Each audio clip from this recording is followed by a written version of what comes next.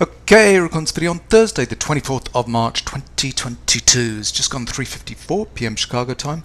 Do hope your trading is going well. So let's talk about the E-mini today because I think we're at an important inflection point.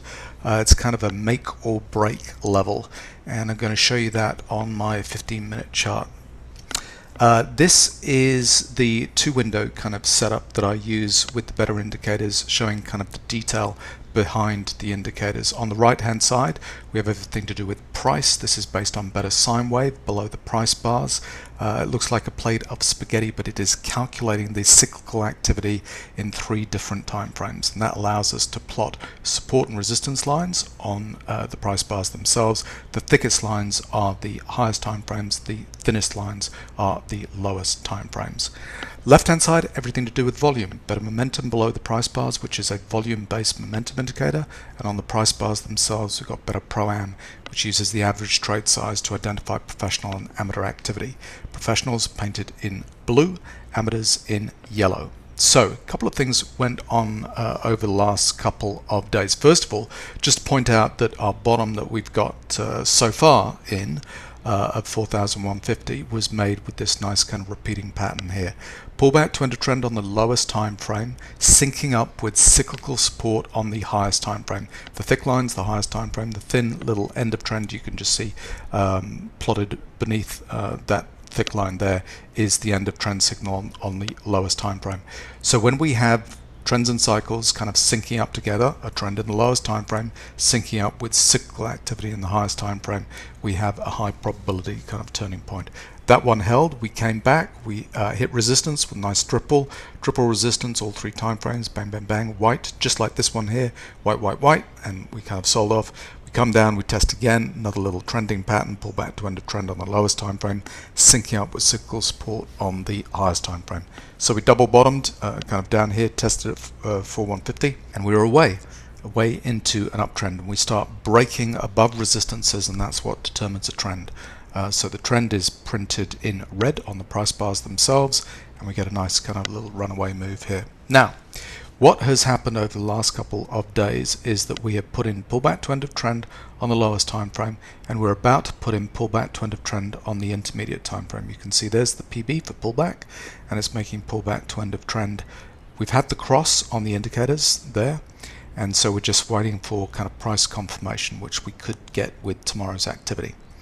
Now, I talk about the end of trend signals rippling through the time frames. So they're rippling through. First, we've got a left shoulder being made here with the lowest time frame. We're putting in a pullback to end of trend, which will be a head kind of move on the intermediate time frame, and then we should have some weakness that will then be we'll put in a final pullback to end of trend on the highest time frame. Sometimes we do, sometimes we don't, but these are the highest kind of likelihood patterns that we put in: low, intermediate, and whether we put in a pullback to end of trend on the highest time frame, kind of wait to see. But because that is due, tomorrow's Friday. Fridays tend to be rangy days. They also have an uptrend kind of bias. We'll wait and see. We had a very good day today, kind of surprised to the upside, I think, with the overnight activity. So are we going to put in that turning point, which is going to be kind of critical, which will lead to some weakness for several days until we kind of determined whether this was an important top at that level.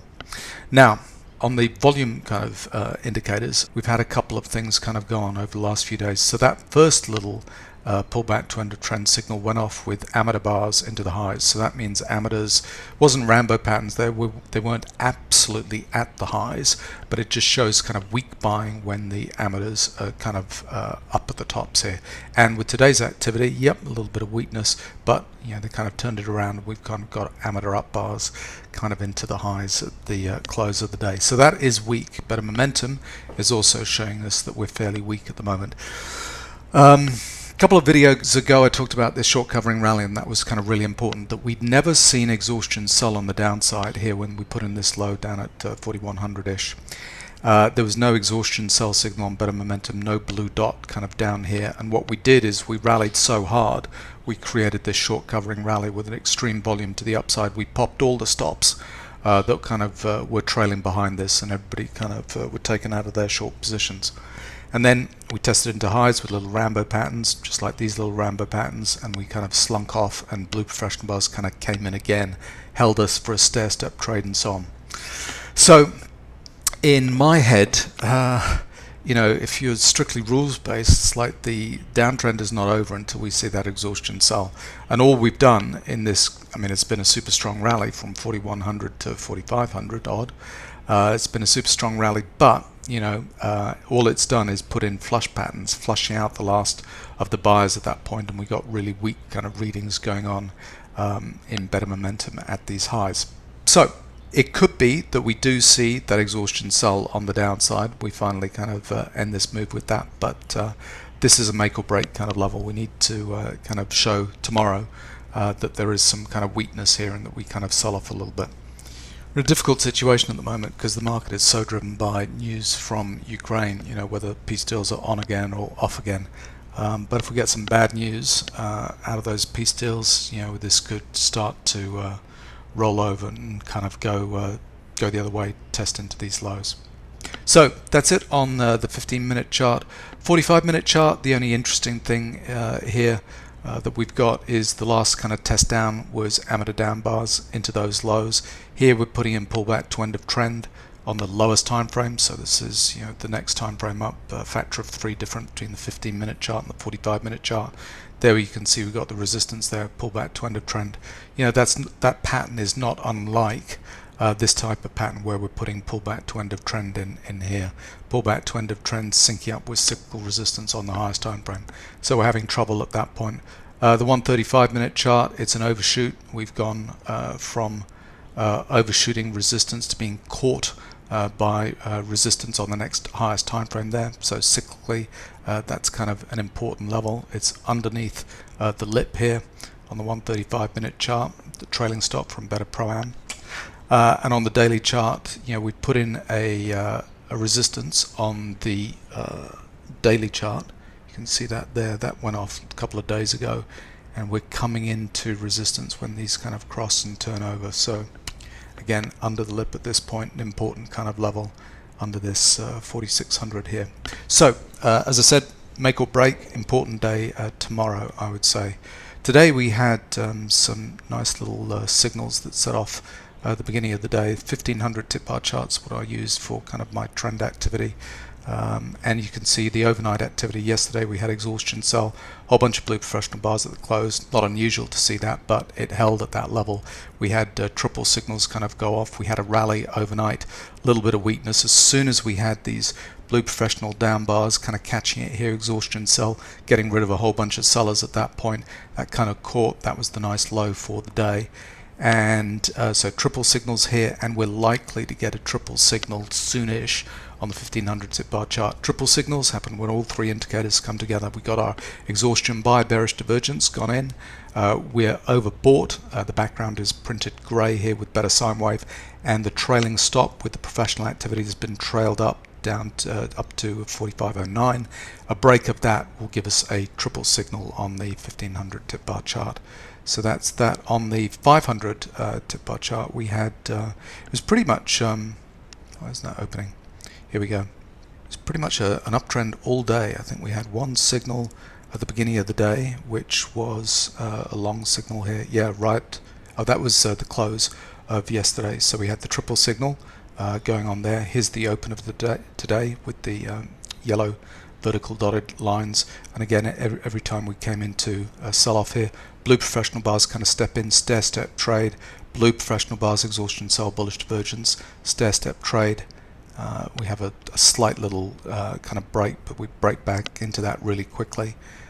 This was interesting with this move. It was never broke the trailing stop, so we never got a triple signal here at that point. And in fact, what the professionals did is they stepped in again, pushed it even higher.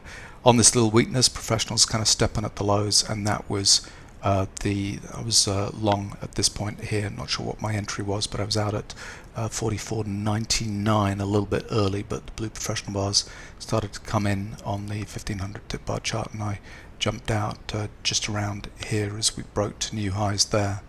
So and now at the end of the day on the 500 2-bar chart, we've got a bunch of kind of signals going off here.